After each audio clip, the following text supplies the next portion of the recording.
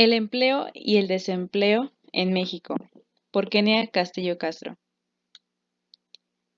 Este trabajo muestra una investigación que se habla sobre el empleo y desempleo en México, a través de análisis, investigaciones, testimonios de nuestro país, ya que esto es un fenómeno muy importante en una economía como la nuestra y como se sabe, existe un gran número de trabajadores con empleo, como también una cantidad fuerte de personas desempleadas en México.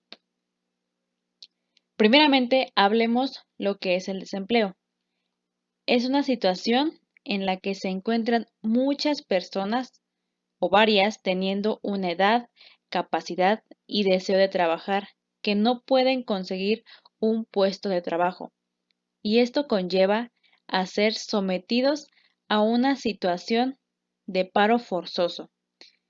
El fenómeno del desempleo es de tan grandes proporciones.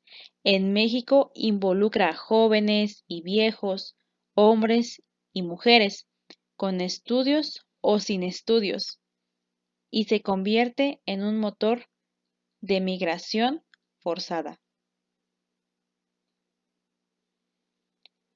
Al buscar la información de algunos usuarios, surgieron varias preguntas como ¿por qué se disparó el desempleo?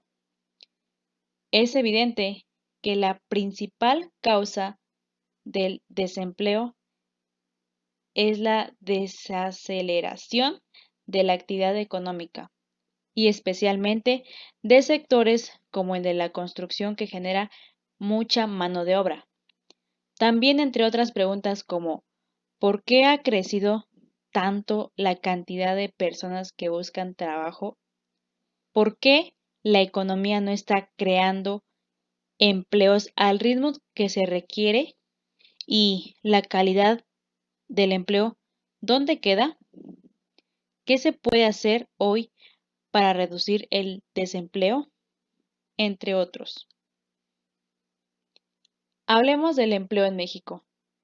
Comencemos por definirlo. ¿Qué es el empleo? Es la concreción de una serie de tareas a cambio de una retribución monetaria, denominada salario. La falta de empleo ha sido por muchos años el problema social más grave de México. La carencia de empleo es una de las expresiones más agudas de la pobreza. La economía mexicana no ha sido capaz de generar el número total de empleos formales requeridos en ninguno de los últimos 15 años, para no hablar de la llamada década perdida, hablando de los años 80. Por ello, podemos inferir que sin lugar a dudas hay un déficit acumulado de empleo, difícil, sin embargo, de precisar. Empleo formal e informal. El empleo informal también se conoce como empleo negro, empleo irregular o empleo ilegal, a diferencia del empleo formal. El informal carece de un contrato. En el caso de México, un indicador del nivel de informalidad es la diferencia entre el número del personal remunerado y los inscritos en el Seguro Social. Esta diferencia ascendió en el año 2010 a poco más del 60% del empleo remunerado. Por otro lado, y otro dato relevante del empleo formal permanente registrado en el Seguro Social, atienden a sus estructuras.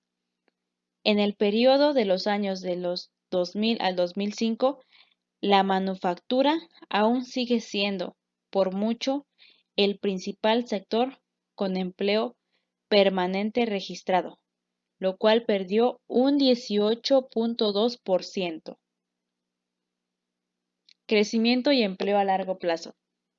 México parece estar en la peor de las alternativas, ya que aunque mejora un poco el crecimiento de producto, la tasa de aumento del empleo decrece, es decir, el leve aumento del Producto Interno Bruto no trae consigo un aumento equivalente en el empleo. Su capacidad de arrastre, por así llamarla, ha disminuido en esta etapa. En conclusión a esto, la capacidad de la economía mexicana para generar empleos productivos, al menos al mismo ritmo que crece la población en edad laboral, es uno de los principales retos que ha enfrentado el país desde principios de los 80.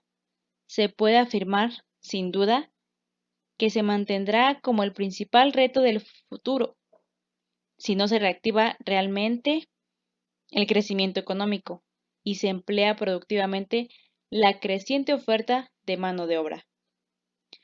A partir de esta doble perspectiva, los retos laborales pueden resumirse en 4 incisos. El primero, mejorar la productividad laboral como base para realzar la competitividad y el crecimiento económico, que a su vez prerequisitos para mejorar las condiciones laborales. Segundo, generar empleos productivos. Esto es que genera valor agregado y que rige por condiciones laborales, lo cual son decentes.